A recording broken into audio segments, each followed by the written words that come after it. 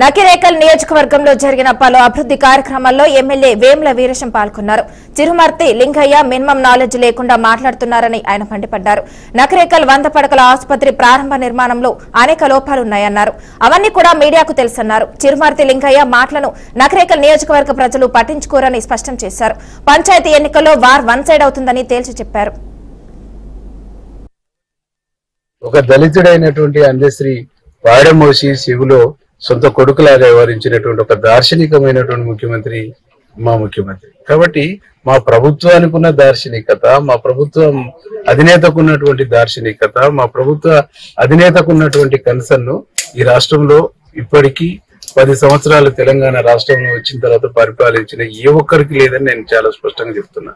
గూడెంజేని ఆదుకున్నటువంటి వాళ్ళు ఎవరు చూపించమనండి. ఇదే అందశ్రీ పాట జయ జయ తెలంగాణ అనేటువంటిది మారు మోగింది. ఎందుకు పెట్టలేదు? దీన్ని జాతీయ గీతం ఎందుకు చేయలేదు?